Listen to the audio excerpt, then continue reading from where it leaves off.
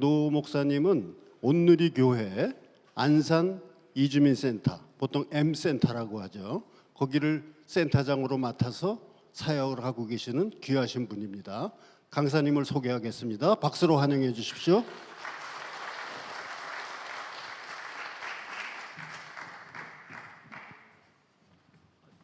네, 할렐루야. 네, 반갑습니다. 이렇게 계속 들어오셔서 네, 잠깐 기도하고 시작하도록 하겠습니다.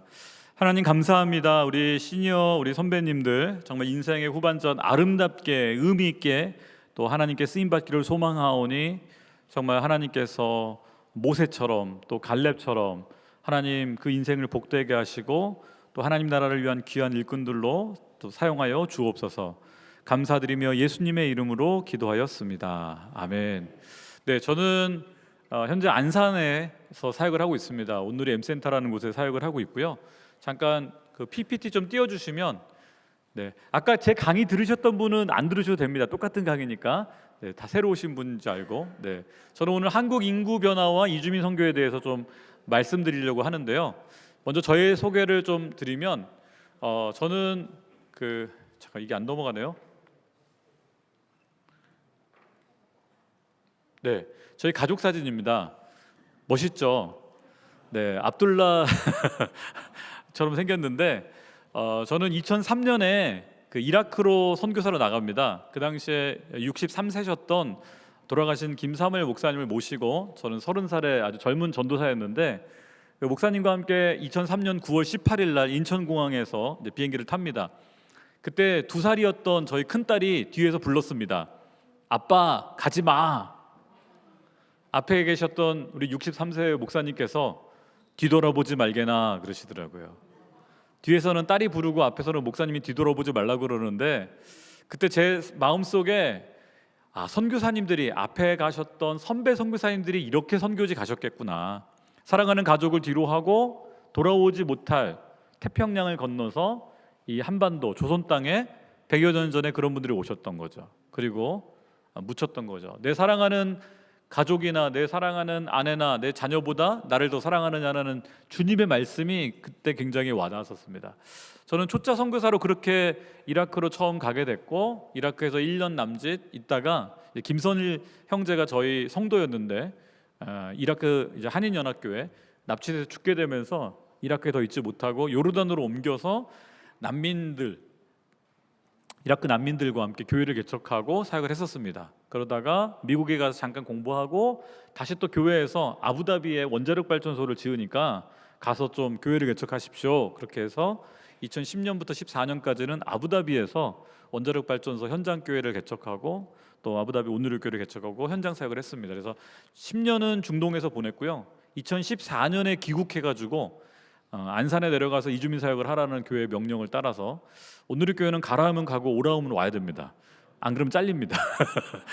그래서 안산에 가가지고 이제 세월호 사건 난 직후였습니다. 그래서 사역을 하는데 이제 하다 보니까 다문 아이들이 많더라고요. 그래서 한 번은 이제 초등학교 저희 아이들이 한 30명 돼요. 주로 베트남, 필리핀, 몽골, 우즈베키스탄, 카자흐스탄 이런 아이들인데 궁금해서 물어봤어요. 한국에서 태어난 친구들 손들어 보세요. 그러니까 한 20명이 손들더라고요. 그리고 베트남, 필리핀 아빠가 보통 한국 분이고요. 엄마가 다 외국 분들이고 몽골 같은 경우에는 다 양쪽 다 몽골인들이에요. 근데 그런 아이들이 20명이 한국에 태어났대요. 한국에 태어나서 어린이집 다니고 그 다음에 초등학교 다니고 있는 거죠. 해외에서 태어났는데 한국에 온 친구들 손들어 보세요. 그랬더니 한 10명이 손을 들었어요. 주로 카자흐스탄, 우즈베키스탄 출신의 고려인 아이들이 손을 들었어요. 근데 그 와중에 저희 막내딸이 손을 들었어요. 막내딸이 아부다비에서 태어났거든요. 예. 그래서 옆에 있던 몽골 친구가 물어봤어요. 너는 아부다비 거기가 어디야? 처음 들어보는 나라인데 아부다비는 저 중동의 두바이 옆에 있는 도시야. 거기서 난 태어났어. 그랬더니 몽골 친구가 물어봤습니다. 그러면 너 외국인이야? 몽골 아이는 한국에서 태어나서 한국 어린이집 다니고 한국 초등학교를 다니고 한국어가 자유로워요. 근데 목사님 딸이라는 친구가 새로 왔는데 이상한 나라에서 태어났대요. 중동의 아부다비. 그리고 5살 때 한국에 온 거예요. 그리고 우리 같은 반에 다니게 됐어요. 그때 저희 딸이 당황해서 답을 못 하더라고요. 제가 그걸 보면서 그런 생각이 들었습니다. 누가 이주민인가? 몽골에는 이주를 한 적이 없어요. 부모님들이 이주를 했지 그 아이는 한국에 태어났어요. 근데 저희 딸이 이주민이더라고요. 태어나기는 해외에서 태어났죠. 선교사님 자녀들 또 뭐 주재원이나 유학생 자녀들이 해외에서 태어났는데 한국에 오잖아요. 저희 딸이 이주민이더라고요. 제가 그걸 보면서 이게 세계화 시대의 모습이구나. 하나님께서 사람들을 움직이게 하시니까 부모님들은 이주했지만 자녀들은 이주하지 않는 그런 모습이 나타나고요. 저는 큰 딸은 이제 대학을 졸업해서 이제 취업을 해가지고 직장인이 됐고요. 아들은 현재 연평도에서 나라를 지키고 있습니다. 해병대로. 그다음에 막내 딸은 아까 말했던 그 아부다비 태어난 딸은 이제 중학교 1학년 사춘기를 보내고 있는데요. 다시 파워포인트 보여주시면 저는 안산에서 이제 10년째, 중동에서 10년, 안산에서 10년 이주민 선교를 하는데 저희 M센터 건물입니다. 되게 멋지게 하나님께서 건물을 지어주셔서 현재는 안산뿐만 아니라 여러 지역에 센터들이 세워졌고요.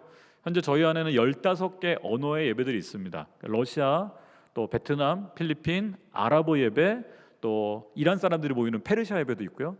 그래서 현재는 약 1000명에서 1200명 정도의 이주민 성도들이 주일 예배를 드리고 있고요. 저희 안산만 하면 한 600명 정도 주일 예배를 드리고 있습니다. 전국적으로 저희가 센터들이 확장되고 있어서 안산을 본부로 해서 김포, 평택, 화성, 남양주, 또 최근에는 서산, 군산, 그다음에 경주에 새로 센터가 생겼어요. 그래서 사역들이 지금 계속 제가 10년 전에는 안산밖에 없었는데 센터들이 계속 생기고 있고 지금 저와 함께 33명의 선교사님들이 이 사역을 같이 함께 해주고 계십니다. 현재 저희 20년 동안 저희를 거쳐간 이주민 성도들, 외국인 성도들은 한 10,000명 정도가 넘어가고요. 850명이 세례를 받았고 약 30명이 선교사 훈련을 받고 돌아갔습니다. 자기 나라로 파송받았고요. 850명 세례받은 친구들 중에 약 70명 이상은 무슬림들입니다. 2019년에 세례받은 한 친구는 이란 친구였는데 이름이 이슬람이었습니다. 성부와 성자와 성령의 이름으로 이슬람 형제에게 세례를 주노라 의미가 있었고요. 올해 8월에 세례를 준 친구 중에 한 친구는 아프간 자매가 있었습니다. 3년 전에 우리 정부가 380명의 아프간 사람들을 특별기여자라고 데려왔습니다. 그 중에 첫 번째 세례자가 이번에 나왔습니다. 그리고 아이들과 그 아프간 아이들과 함께 현재 인천에서 지금 도서관을 빌려가지고 아프간 아이들과 예배를 저희가 시작을 했습니다.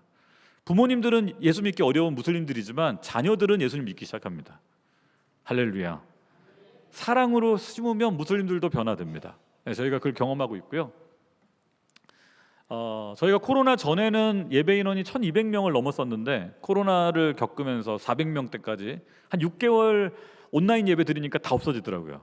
그래서 자기 나라로 많이 돌아갔어요. 절반 이상이 돌아갔습니다. 그리고 새로운 성도들이 들어오고 있어요.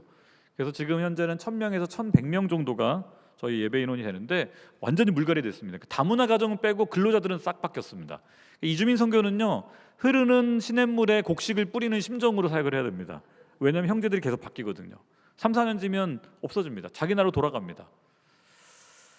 최근에 많은 뉴스들이 인구 문제에 대한 얘기를 합니다. 우리 대통령께서도 인구 국가 비상사태를 선포할 정도로 인구 문제가 좀 심각하죠.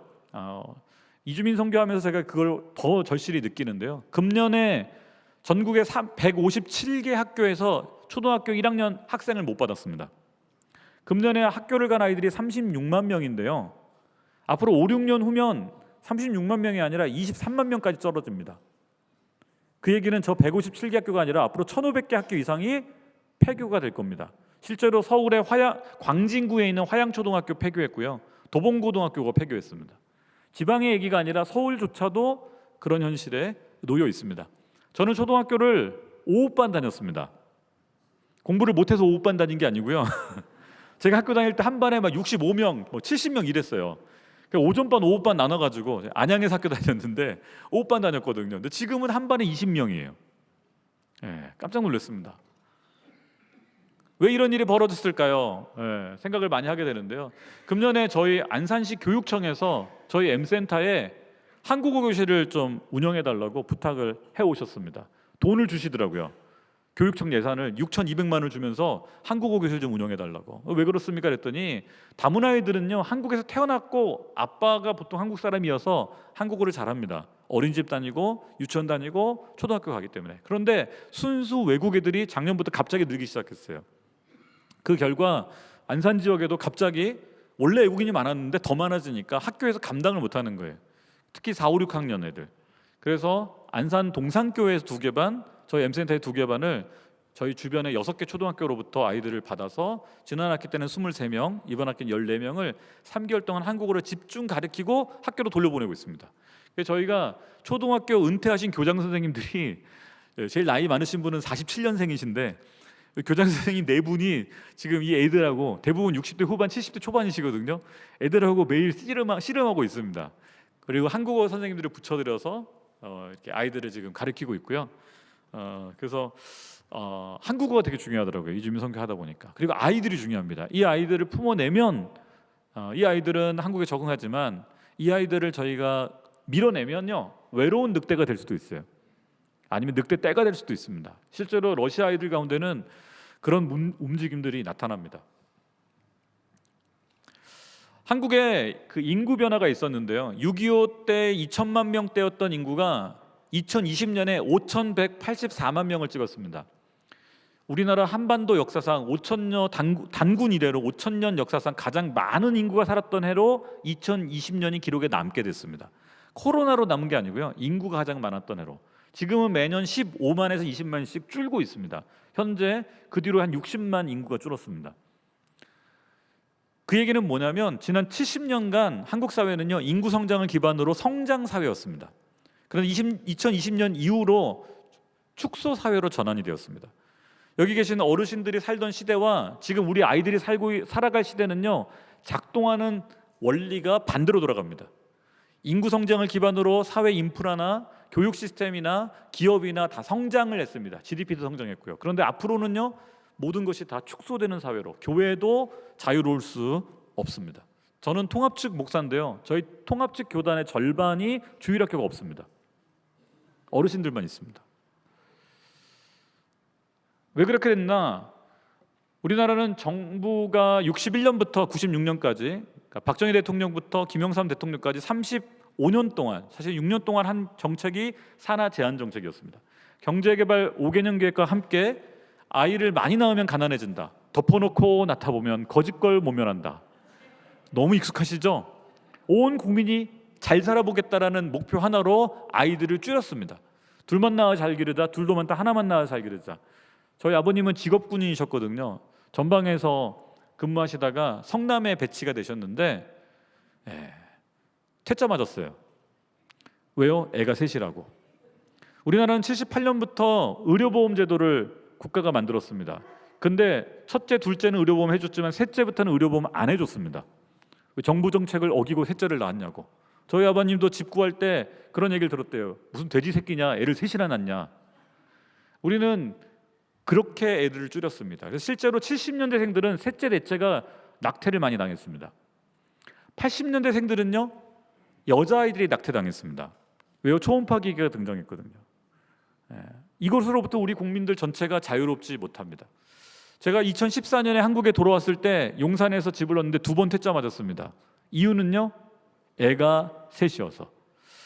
우리는 79년도나 2014년이나 25년이 지났지만 아이보다 내 집 망가지는 게 중요한, 아파트가 더 중요한 나라였습니다. 그 결과가 지금 이 현실이 됐습니다. 그래서 어떻게 돼요? 애들이 없어요. 실제로 우리나라는요 68년생, 58년 개띠가 유명하긴 한데 59년생부터 100만 명을 넘어섭니다. 신생아가 72년도까지 거의 100만 명이 매년 태어났고요. 68년생들이 제일 인구가 많았습니다. 그런데 이 산하 제한 정책의 영향으로 인구를 줄이기 시작해서 올림픽 하던 80년대, 88년대는요 60만 명대까지 떨어뜨립니다. 어떻게 떨어뜨렸을까요? 낙태를 많이 했습니다. 실제로 36년간 태어난 인구가 대략 3천만에 육박합니다. 그런데 실제로 태어나지 못한 아이가 약 1,500만에서 2천만 가까이 됩니다. 공식 통계는 없습니다. 추정치만 있을 뿐이죠. 헤롯 왕이나 바로 왕 때 유아 학살과는 비교할 수 없는 태아 학살이 우리 손으로 저질렀습니다. 아무도 자유로운 사람 없습니다. 사실 우리 한국 교회가 회개해야 될 큰 제목 중에 하나가 이겁니다. 우리 손으로 우리 아이들을 지웠다라는 거. 그 결과 작년에 23만 명 태어났습니다. 이 숫자가 얼마나 충격적인지 여러분 23만 명 태어났으면은요 남자가 11만 5천 명, 여자가 11만 5천 명이라고 해도 그냥 11만 명으로 계산하면은요 앞으로 30년 후에 이 땅에 태어날 아이들은요 8만 명이 안 됩니다. 여기 계신 어르신들은 100만 명 시대를 봤지만 여러분 우리의 손자들 시대는요 2050년경 대한민국에 태어날 아이들은 8만 명이 안 돼요. 대한민국을 지킬 수 없는 수준으로 이미 갔습니다. 그래서 어렵다고 말하는 겁니다. 외국인들은요 코로나가 이제 IMF 터지던 97년 11월에 IMF 터졌는데요 98년에 30만도 안 됐습니다. 그런데 10년 만에 100만 명 되고요 10년 만에 252만. 만약에 코로나 안 터졌으면 이미 300만 넘어갔을 겁니다. 근데 코로나 때 50만 훅 줄었다가 2년 만에 다 회복해 버렸습니다. 지금 263만 명입니다. 계속 역대급 수치를 깨고 있는데요. 그 뒤에는 뭐가 있는가? 정부 정책이 있었습니다. 이주민들이 와서 우리 일자리를 뺏는 게 아니라 우리가 데려온 겁니다. 농촌청각 장가보내기, 산업연수생제도, 우리가 싼값에 노동력으로 데려온 친구들이고 애를 낳게 하기 위해서 데려온 자매들이었습니다. 유학생 5만 명 목표가 2010년이었습니다. 지금 유학생 20만 명 넘어갑니다. 교육부에서는 30만 명의 유학생을 유치하겠다고 지금 발표하고 있습니다. 외국인들이 더 한국 인구가 줄어드니까 지역 소멸도 막고 인구를 버티기 위해서 한 것 중에 하나가 재외동포청을 만들었습니다. 인천에 해외 동포들 한국에 쉽게 들어오게 하자. 한동훈 법무장관이 이민 정책 안 하면 국가 소멸 피할 수 없다. 이미 그 단계로 넘어갔습니다. 안산시는요 이민청 유치를 하기 위해서 시장님이 열심히 뛰어다니고 계십니다. 어떻게든 나라를 유지해 보려고. 그런데 외국인 근로자들이요 대부분 E9 비자라는 걸로 옵니다. 비전문 취업 비자, 단순 노동하는 친구들이죠. 원래는 1년에 5만 명 정도 데려왔습니다. 작년에 12만 명 데려왔고요. 올해 16만 5천 명 데려오고 있습니다. 왜 이렇게 많이 데려오는가? 일할 사람이 없기 때문입니다. 아이들이 없기 때문이에요. 사람을 낳으면 서울로 보내고 말을 낳으면 제주로 보내라. 우리 다 서울로 보내버렸습니다. 해외 유학 시켰습니다. 그랬더니 어떻게 돼요? 농사 지을 사람, 공장 돌릴 사람 없는 거예요. 사과 하나, 배 하나에 막 10,000원씩 합니다. 여러분 벼농사는 기계로 짓지만 논농사와 과수원은요 손으로 다 해야 됩니다. 딸 사람이 없는 거예요. 어선 선장님들만 한국 분들이고 선원들은 다 외국인들입니다. 양식장 다 외국인들입니다. 저희 캄보디아 자매들이 하루에 깻잎을 12,000잔씩 땁니다. 그래서 우리가 삼겹살 먹을 수 있는 겁니다. 손으로 따야 됩니다. 그런데 지금 한국의 먹거리 가장 어려운 3D 건축 건설 현장 외국인이 없으면 우리나라는 산업이 안 돌아가는 지경에 현재 다다랐습니다. 왜요? 인구가 젊은 친구들이 없기 때문입니다. 그런데 공장 사장님들은요 형제들이 오면 3년 일하고 성실 근로자라면 1년 10개월 연장해서 4년 10개월을 있습니다. 그러면 비자 끝났다고 돌아가야 됩니다. 그럼 공장 멈춰야 되나요? 비자가 끝났다고? 또 새로운 친구 데려와서 또 가르쳐야 돼요. 이것을 20년 했습니다. 사장님들이 고용노동부에 계속 요구를 했어요. 비자 좀 개선해달라. 그래서 작년에 새로운 비자가 열렸습니다. E7 계열인데요. E7은 전문 취업 비자입니다. 엔지니어들, 영어 강사들 다 E7 계열인데요. E7-4라는 전문 취업 비자가 생겼어요. 이거는 E9 비자로 왔던 친구들이요 넘어갈 수 있는 비자인데 사장님들이 추천해 주시고 연봉 2,500만 원, 최저임금입니다. 범죄 경력 없고 한국어 능력 시험 2급, 한국어 능력은 1급이 가장 기초입니다. 2급은 좀만 하면 받을 수 있습니다. 받으면 이 비자로 넘어갈 수 있어요. 이 비자를 넘어가면 어떤 일이 벌어지는가? 비자 연장이 쉬워집니다. 그리고 더 중요한 건 가족을 데려올 수 있게 됩니다. E9으로 왔던 형제들은 다 혼자 왔어요. 근데 E7-4로는요 가족을 데려오기 시작해요. 작년부터 이 비자가 2,000명에서 35,000명으로 늘어났습니다. 저희 형제들 캄보디아, 베트남, 미얀마 친구들이 이 비자를 받기 시작했어요. 그러면서 그동안 결혼해서 고향에 놔두고 왔던 와이프와 애들을 데려오기 시작하는 거예요. 그 영향으로 초등학교들이 순수 외국인들이 늘어나고 저희한테 교육청에서 부탁을 한 거예요. 앞으로 이 현상은 더 가속화될 겁니다. 여러분 1년에 3만 5천 명 쿼터면은요, 부인 데려오면 7만 명 되고요, 애 하나 데려오면 10만 명 됩니다. 이 비자 하나만으로 앞으로 10년간 100만 명이 늘어날 수 있는 가능성이, 다른 비자 다 제끼고 이 비자 하나만으로도 100만 명이 늘어날 겁니다. 얼마나 파괴적인지요. 그럼 한국 사회는 이걸 감당할 수 있을까? 사실은 이주민 사역하는 저로서는 퀘스천이 많습니다. 유학생도 5만 명 목표가 2010년에 얘기였습니다. 지금 30만 명 목표입니다. 그리고 유학생들은요, 하루에 원래 일주일에 일하는 시간, 아르바이트 시간이 제한돼 있었는데 지금 30시간 늘렸습니다. 1시간당 10,000원 최저임금 받으면은요, 일주일이면 30만 원 벌 수 있고요, 한 달이면 120만 원 벌 수 있습니다. 캄보디아, 베트남 유학생이 지금 1위인데 베트남 친구들이 자기 나라에서 40만 원, 50만 원 받기 어렵습니다. 한국에 오면 학교 다니면서 아르바이트만 해도 120만 원 벌 수 있어요. 그래서 몰려오고 있는 거예요.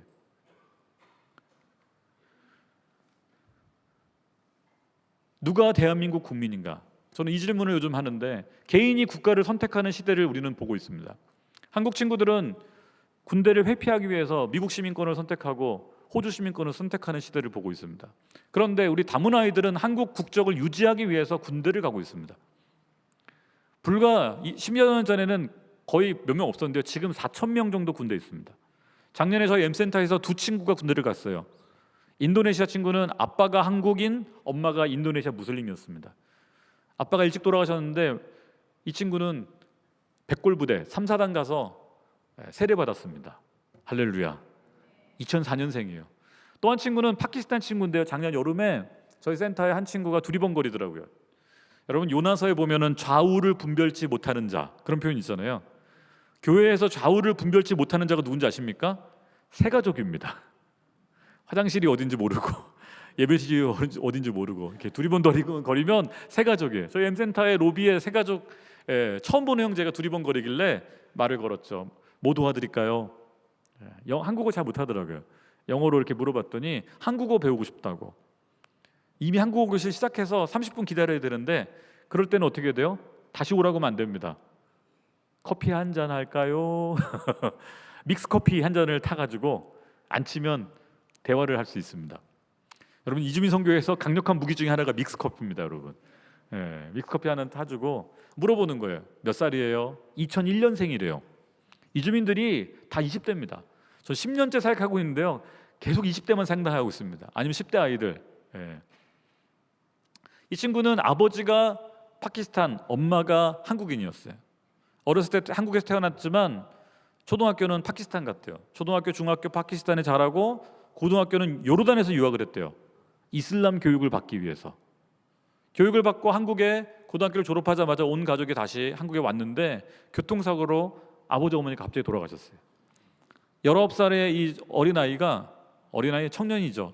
19살의 이 친구가 한국어도 못하는데 그래서 파키스탄 아저씨들한테 도움받아서 시화공단에서 일을 하면서 모스크를 다니고 있었어요. 근데 어느 날 병무청에서 영장이 날라오는 거예요. 주민등록증이 있으니 군대를 가라.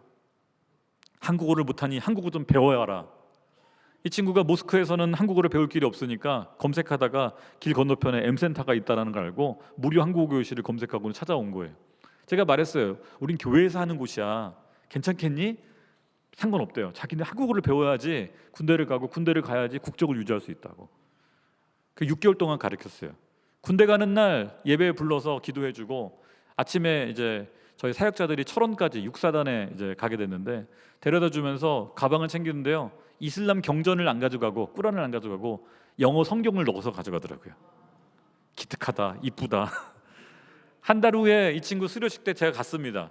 가서 기도해주고 돼지고기 못 먹으니까 오리구이 구워주고 첫 휴가를 나왔는데요, 모스크에 전화했어요. 자기 가니까 잘 것 좀 아저씨들한테 도와달라고. 근데 와서 보니까 아무도 신경 안 쓰고 있는 거예요. M센터로 넘어왔어요. 우리는 막 환영해주고 축복해주고, 내일 토요일 날 우리 결혼식 있는데 결혼식 가자. 결혼식 데리고 가고, 주일 예배 같이 섬기고, 권사님 한 분이 돌아가셔서 월요일 날 장례식 있는데 장례식 가자. 첫 휴가를 나왔는데 결혼식, 주일 예배, 장례식. 그리고 돌아갔어요, 부대로. 다음 휴가부터 어떻게 될까요? 모스크로 안 가고 M센터로 계속 오는 거예요. 챙겨주니까, 사랑해주니까. 아직 세례를 받지 않았지만 마음은 열려 있어요.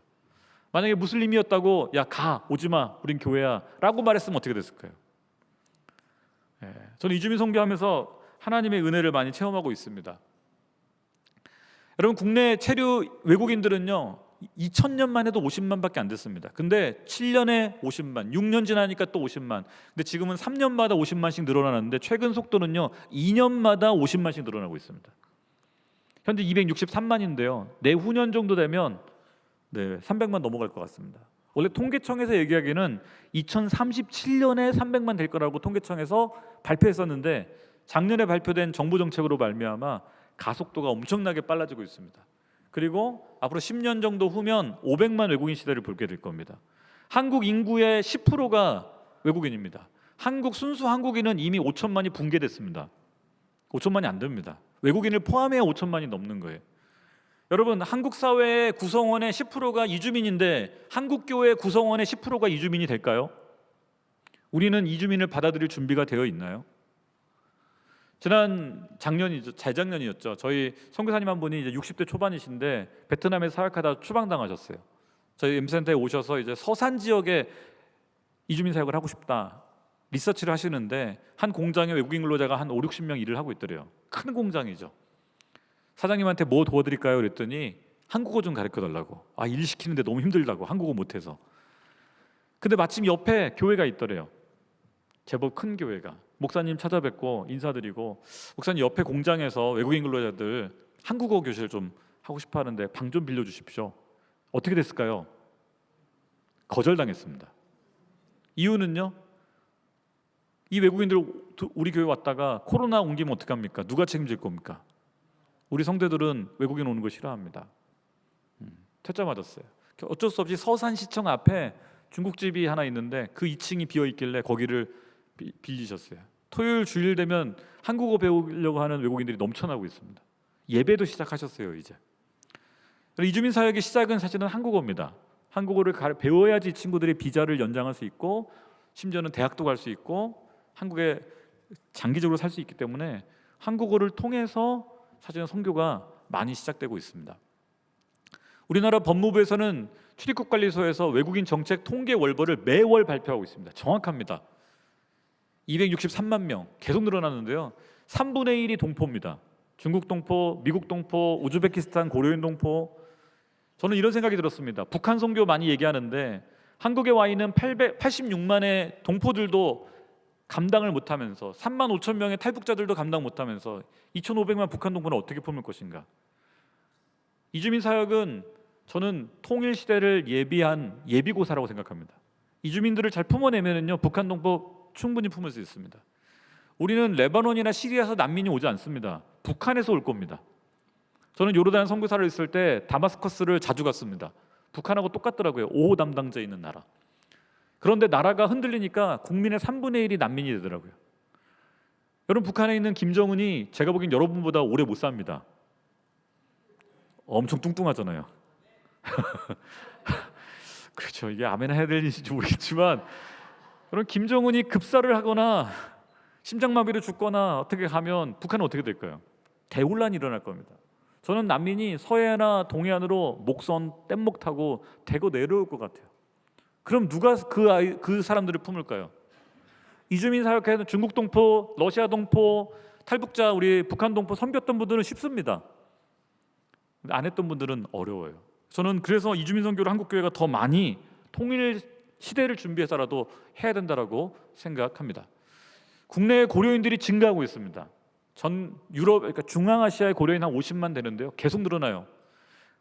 여러분 우즈베키스탄이나 고려인, 카자흐스탄에 많은데요. 이 친구들은 우즈벡, 카자흐 다 이슬람화되고요.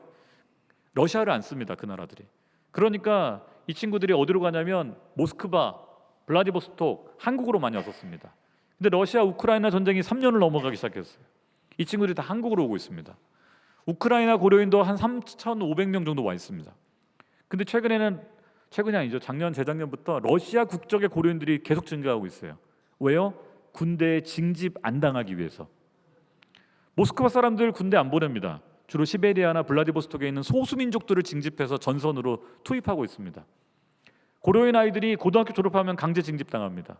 그걸 피해서 부모들이 한국으로 대거 들어오고 있습니다. 그래서 전국의 고려인 마을들이 계속 늘어나고 있어요. 우리가 품어야 되고 살려야 되는 아이들입니다. 교회 이주민의 친구가 될 수 있는가? 친구가 되어야만 합니다. 물론 학교 선생님들도 1년간 돌보긴 하죠. 공무원들도 노력은 합니다. 그러나 실제로 이주민들과 부딪히며 같이 살고 있는 건 교회입니다. 교회가 문을 열고 이주민들을 품어주면 이주민들은 우리 사회의 이웃이 되고 친구가 되고 가족이 됩니다.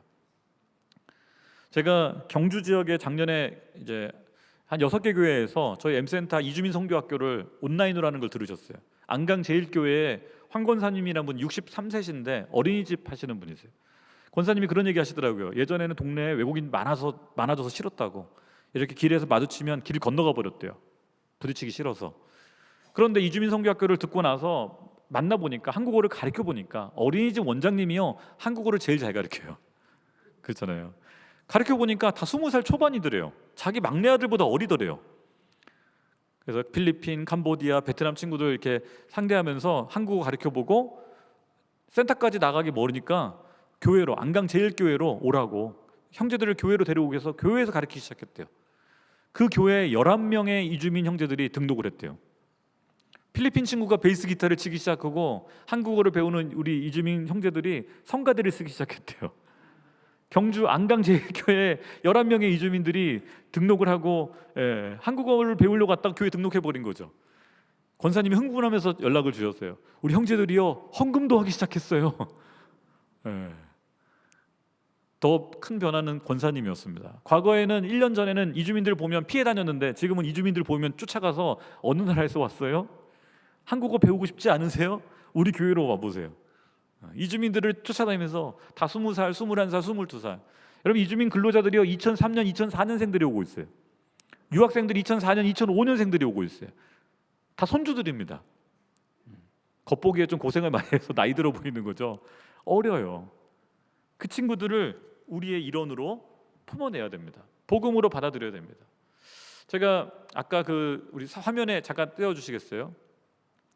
살아나 우리가 지켜야 할 아기라는 이제 아기가 등장하는데요. 작년 여름에 저희 평택 몽골에서 연락이 왔어요. 목사님 큰일 났습니다.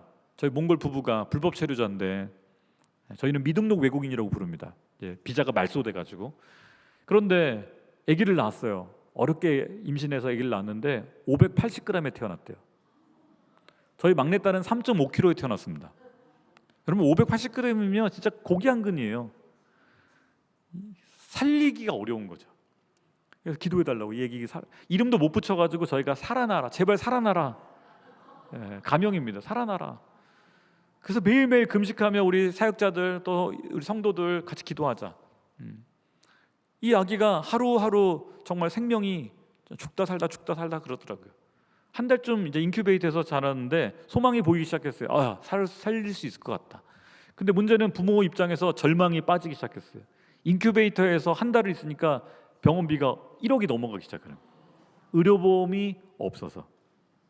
한국에 오는 외국인들 중에 약 45%만 의료보험이 있어요. 외국인 근로자들은 다 의료보험이 있습니다. 4대 보험이 다 있습니다. 그러나 동포들 의료보험 없습니다. 몽골 이런 불법 체류자들 없습니다. 그러니 병원비가 엄청 나오는 거죠. 삼성 서울병원에서 이 아이를 살렸어요.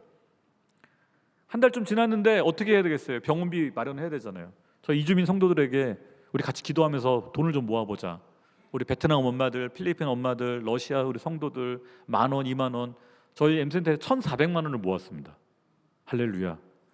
이 몽골 부부가 엄마는 교회 나오지만 아빠는 교회 안 나오는 분이 이삿짐 센터에서 일하는 친구인데 저희가 이 돈을 전달하면서 이거 한국 사람들이 주는 게 아니라 우리 베트남 엄마들, 러시아 우리 형제들, 우리 캄보디아 친구들이 모은 거야. 우리 아기 살릴 수 있어. 같이 기도하고 있어. 그 아빠가 교회 한 번도 안 나오는 친구인데 펑펑 울더라고요. 우리 딸을 위해서 이렇게 기도해 줘서 고맙다고. 어떻게 됐을까요? 퇴원하고 지금 열심히 교회 나오고 있습니다. 아기도 예쁘게 크고 있습니다. 제가 이 아이를 보면서 깨달았던 게 이거였습니다. 여러분 돈으로 해결할 수 있는 일이 제일 쉬운 일입니다. 돈으로 해결할 수 없는 일이 진짜 어려운 일이에요. 돈으로 할 수 없는 일이 해결할 수 없는 일이 정말 기도해야 되는 일이고요. 하나님의 도우심이 필요한 일이더라고요. 이주민들이 저를 찾아오는 대부분은 도와달라는 거예요. 처음에 그냥 막 도와줬어요. 그랬더니 예배 안 오더라고요. 목적이 이끄는 삶. 목적 달성하니까 교회 안 나와요. 근데 찾아오는데요, 돈이 없어요. 그럼 어떻게 할까요? 기도해보자. 그럼 되게 실망해요. 한숨 푹 쉬고 한 주, 두 주 기도해보자. 같이 기도해요. 그 공동체 기도해보자. 그러면 어디에 하소연할 데도 없으니까 같이 기도해요. 그럼 막 울어요. 근데 예상치 못한 도움들이 오기 시작해요. 우리 형제들이 이런 얘기해요. 집사님이 기도해 주시니까, 권사님이 기도해 주시니까 하나님이 도와주시는 것 같아요. 하나님 살아계신가 봐요. 저희 M센터에 나오는 형제들의 90% 이상은 한국에 와서 처음 교회라는 곳을 나와봤어요. 처음 기독교인들을 만난 친구들이에요. 근데 이 친구들에게 도와줄 거는요, 돈의 능력을 보여주는 게 아니라 기도의 능력을 보여줘야 되더라고요. 돈의 능력이 아니라 하나님의 능력을 보여줘야 되는데 우리 힘으로 안 돼요. 방법은 뭐예요? 기도하는 수밖에 없는 거예요. 그때 임마누엘 하나님의 역사가 일어나면요, 형제들이 바뀌어요. 이주민들이 언제 바뀌는가? 하나님을 체험하면 바뀌어요. 그 중심에는 한국어 교실이 있지 않고요, 예배가 있어요. 말 잘 안 통해도 같이 예배 드리는 거예요. 말 안 통해도 같이 기도하는 거예요. 그 나라 성경 구해서 성경 같이 읽어보라고 하는 거예요. 읽다가 은혜 받아요. 방언으로 그냥 기도해줘요. 한국어 어차피 안 되니까. 그러면 막 펑펑 울어요. 성령의 터치를 경험하면 형제들이 바뀌는 거예요. 표정이 바뀌고 시선이 바뀌고 상처들이 사라지고. 이주민 선교의 핵심은요, 사실 예배입니다. 예배하고 같이 기도할 때 영혼이 바뀌는 거예요. 저희는 살아나 아기 살리면서 올해는 또 어떤 일이 있었는가? 8월에 저희 남양주에 인도 예배가 있습니다. 인도 친구들이 이제 여름 수련회로 강릉에 갔어요. 한 25명 정도가 가서 수련회를 하는데 한 친구가 발작이 난 거예요. 30대 이제 중반의 젊은 친구인데 이름이 아하마드라는 친구예요. 무슬림이죠. 이 친구가 발작이 나서 혀를 깨물었어요. 피를 막 쏟아내고 정신을 못 차리고 강릉의 아산병원으로 긴급 옮겨서 긴급 치료를 하고, 근데 거의 선망 증상 나타나고 막 사경을 헤매는 거예요. 뇌혈전 증상이 있는 것 같다고 의사 선생님은. 그래서 하루 이틀 지났는데 좀 위독하다고, 가족이 와야 될 것 같다고. 이 친구가 10년 동안 불법 체류하면서 고향의 인도에 20명을 먹여 살렸어요. 자기 가족과 친척들을 10년 동안 불법 체류하면서 먹여 살렸는데 가족들한테 전화하니까 아무도 안 온대요. 알아서 하래요. 자기는 돈도 없고 10년간 도움을 받았는데 막상 이 친구가 사경을 헤매는데 올 사람이 없는 거예요. 어떻게 해요? 우리끼리 기도하면서. 근데 저랑 저희 선교사님들 마음속에 어떤 마음이 들었냐면, 하나님, 이 친구가 작년에 세례받았습니다. 불법 체류 형제지만 작년에 세례받고 1년 동안 열심히 요리하면서 형제들 섬겼는데 이 친구 죽으면 주님의 이름이 어떻게 됩니까? 고향에 있는 무슬림들이 뭐라고 말하겠습니까? 예수 믿더니 알라한테 저주받아가지고 1년 만에 죽었다라고 하나님의 이름을 망령되이 저들이 조롱하지 않겠습니까? 주님 살려주십시오. 정말 기도가 치열해지더라고요. 주님, 이 친구 죽으면 안 됩니다. 2주, 3주째 병원에 있는데 주님 제발 살려달라고. 정신을 못 차리는데, 사경을 헤매는데 어떻게 됐을까요? 하나님이 살려주셨습니다. 한 달 만에 퇴원을 해가지고 저를 찾아왔어요. 기도해 주셔서 살려주셔서 고맙다고. 병원비도 저희끼리 만들 수가 없어서 기아대책, 더 멋진 세상, 희년의료 공제회 도움을 요청했더니 사방에서 도와주시는 거예요. 1,300만 원 병원비가 해결이 됐어요. 이 친구가 이런 고백을 하더라고요. 자기가 세례받은 지 1년밖에 안 됐지만 하나님 살아계신 거 경험했고 날 살려주신 하나님을 전하겠다고. 불법 체류 이제 그만두고 고향에 가서 자기 그 가족들 다 전도하겠다고. 사명감에 불타서 인도로 돌아갔습니다. 제가 이런 사건들을 경험하면서 경험하는 건 뭐냐면 하나님 살아계십니다. 이주민 사회 현장에서 돈으로 해결하는 게 아니라 기도로 예배로 이주민들과 함께 씨름할 때 하나님의 역사가 일어나고요. 정말 많은 분들이 도와주시더라고요. 저희 M센터에는 다문 아이들도 많습니다. 마지막으로 이 얘기만 하고 마치겠습니다. 저희 단일이라는 아이가 있는데요. 카자흐스탄의 고려인입니다. 엄마가 싱글맘으로 임신을 해가지고 혼자 애를 낳았어요. 카자흐스탄에서. 친정 부모님한테 애를 맡기고 한국에 돈 벌러 왔어요. 한국 남자를 만나서 결혼을 했습니다. 그리고 애를 둘을 낳았어요. 그런데 친정 부모님이, 카자흐스탄에 있는 친정 부모님이 돌아가신 거예요. 11살 된 이 아이를 누군가 돌봐야 되는데 아무도 돌볼 사람이 없으니까 그래도 자기 아들이라고 가서 데려왔어요. 이 다니엘이는 11살 때 엄마 얼굴을 처음 봤어요. 한국에 왔는데 아빠라고 한국 아빠는 처음 봤어요. 동생들 처음 봤어요. 말이 안 통해요. 학교에 보내졌지만 한국말 하나도 못해요. 맨날 엎어져 잤대요. 놀이터에서 엄마 아빠 있으면은 낯서니까 집에 안 들어가고 엄마 아빠 없으면 몰래 들어가서 옷 갈아입고 거의 그렇게 살았어요. 저희가 놀이터에서 전도하다가 이 아이를 발견하고는 센터 와라. 그럼 아이들 사이에 가장 중요한 무기는요, 피자와 치킨입니다. 애들은 피자, 치킨 집에서도 못 먹는데, 그리고 또 한 가지가 더 있는데요, 바로 인터넷입니다. 집에 인터넷 안 되는데 센터 오면 무료 인터넷이 되니까 게임하러 옵니다. 애들이. 괜찮다, 게임해도 좋으니까 와서 놀아라. 괜히 길거리에 배회하지 말고. 이 아이가 초등학교 졸업하고 중학교, 고등학교 사고 치면서 있었지만 뭐 물건도 많이 훔쳐가고요. 그런데 계속 오는 거예요. 갈 데가 없으니까. 저희가 선생님들이 그래도 사랑으로 봐주고 한국어 열심히 했어요. 한국어 시험 점수를 잘 받았어요. 고등학교 졸업하고 성균관대에 합격했어요. 제가 가끔은 역차별이라는 생각이 들어요. 한국 애들은 수능 공부해서 가기도 힘든데 외국 애들은 정원 외로 뽑습니다. 외국인으로 뽑아요. 카자흐스탄 국적이니까. 한국어 잘하면 가요. 근데 문제는 엄마 아빠가 학비를 못 대준대요. 아빠는 내 아들 아닌데 내가 왜 학비를 왜 대줘? 저희 선생님들이, 집사님들이 20만 원, 30만 원 모아서 애 학비를 만들었어요. 저희 아버님이 은퇴한 이제 군인이셔가지고 군인연금 받으시거든요. 저희 아버님한테 아버님 애 하나 키우시죠. 연금 쓸 데 없으시니까 돈 좀 모으셔가지고 학비 좀 대주시죠. 저희 아버님이 그 아이의 3년 반치 학비를 대주셨습니다. 이 아이가 학교를 졸업하면서 학교 다니는 동안 동생들을 가르쳤어요. 러시아어로 수학을 가르쳤어요. 러시아 애들이 수학을 개념을 이해를 못하는 거예요. 그 아이들에게 가르쳐주고 한국어 가르쳐주고 동생들을. 한 아이가 대학을 가니까 동생들이 다문화 애들이 우리도 대학 갈 수 있어요? 갈 수 있지. 공부 열심히 하면 한국어 열심히 하면 갈 수 있지. 애들이 꿈을 꾸기 시작했어요. 왜냐하면 부모님들 대학 다닌 분도 없어요. 이혼한 분들이 너무 많아요. 알코올 중독에 가정폭력이 너무 많아요. 근데 이런 애들이 꿈을 꾸기 시작하는 거예요. 한 아이가 대학을 가니까. 지금 저희 M센터에는 10명의 대학생이 생겼습니다. 이 단일이는 한국 회사에 취업을 했습니다. 청년부 회장이 됐습니다. 한 아이를 붙들고 씨름하니까 줄줄이 마치 고구마 줄기처럼 다음 애들이, 동생들이 믿음으로 자라기 시작하더라고요. 여러분, 이주민 선교는요, 외국인 글로벌자만 있지 않습니다. 저는 앞으로 한국 사회에 이 아이들이 되게 중요하다고 봐요. 지금 30만 명이 넘어가기 시작했습니다. 아이들이. 여러분, 최근에 스웨덴에서 국가 비상사태가 선포됐어요. 왜 그런지 아십니까? 아랍 이민자들의 2세들이 깽단을 만들어서 스톡홀름 한복판에서 시가전을 벌이고 군대가 동원돼 가지고 그 깽단들을 정리했어요. 왜요? 이민 1세들은 버팁니다. 자기 나라보다 거기가 그래도 먹고 살만하니까. 근데 1.5세 2세대들은 입장이 다릅니다. 한국도 앞으로 러시아 애들, 또 다문화 애들, 이렇게 중도 입국한 아이들이 깽단이 될 수도 있고요. 외로운 늑대나 늑대떼가 될 수도 있습니다. 이걸 막을 수 있는 유일한 공동체는요, 교회입니다.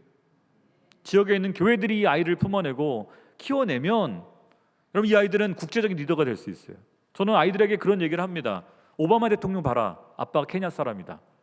스티브 잡스 봐라, 애플 만든 아버지의 엄마 진짜 생부와 생모가 시리아 사람들이다. 너희들이 기도하고 하나님의 사람들로 크면 대한민국의 국제적인 리더가 될 수 있다. 저희 아이들이 그런 꿈을 꾸기 시작했습니다. 여기 어르신들은 가난을 아시는 세대입니다.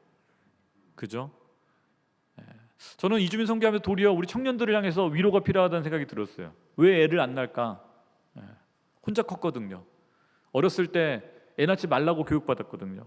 아니, IMF를 보면서 부모님들이 이혼하고 돈 문제 때문에 힘든 걸 봤거든요. 우리 청년들이 그런 얘기를 합니다. 아빠가 되는 거 너무 어려워요.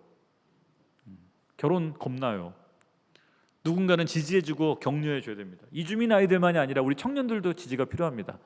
저는 원래 둘로 애를 끝내려고 그랬는데 저희 큰애, 둘째, 큰애랑 막내 10살 차이거든요.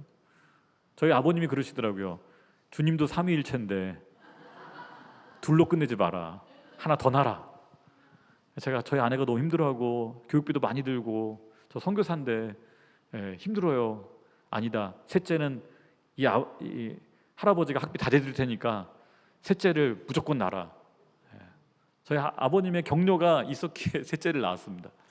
여러분이 다문화 아이들, 우리 청년들, 어른들의 격려가 필요합니다. 내가 기도해 줄게, 내가 지원해 줄게, 내가 도와줄게. 그러면 한국 사회 살릴 수 있습니다. 대한민국을 이만큼 잘 살게 만들었던 분들이 여러분들이신데, 또한 앞으로 이 대한민국의 위기를 극복할 수 있도록 지혜를 빌려주시고 힘을 실어주시고 기도해 주실 분도 저는 여러분이라고 생각합니다. 어르신들이 많이 기도해 주시고, 저희 안산 M센터는 여러분들이 오셔서 도와주시지 않으셔도 됩니다. 이미 많은 분들이 도와주고 계세요. 그런데 지역에 조금만 나가시면 경기도 북부 지역, 양주, 파주, 여러분 홀로 외로이 사역하는 우리 이주민 목사님들, 선교사님들, 사역자들이 많습니다. 가셔서 기도해 주시고 한 달에 한 번 같이 예배만 드려주시고, 조금 여력이 되시면 치킨 피자 한 번 사가지고 가셔서, 아니면 생일 파티 한 달에 한 번 케이크만 한 가지 사가지고 가셔서 케이크만 잘라주셔도 이주민 교회들은 힘을 얻습니다. 큰 거를 원하는 게 아니라 작은 관심과 사랑을 원합니다. 여러분들이 이주민 사역자들과 이주민 교회들에게 관심을 가져주시고 함께 찾아가 주시고 함께 기도해 주시기를 부탁드립니다. 같이 기도하겠습니다. 하나님, 이 시간 짧은 시간이지만 하나님의 일하심을 고백했습니다. 나그네의 아버지가 되어주시고 하나님 돌봐주시는 주님을 찬양합니다. 우리 한국에 정말 많은 이주민들을 보내주셨는데 그들이 돈 벌어 가고 학위만 받아가는 것이 아니라 예수님을 만나게 하여 주옵소서. 우리 한국교회가 친구들을 향해 이 작은 소자에게 한 것이 곧 내게 한 것이니라 주님의 말씀을 기억하며 우리를 찾아온, 아니 우리에게 온 우리 이주민들과 그 자녀들을 하나님의 사람들로 키워내게 하여 주옵소서. 우리 어르신들을 축복하며 감사드리며 예수님의 이름으로 기도하였습니다. 우리 하나님께 감사와 영광의 박수를 올려드리겠습니다.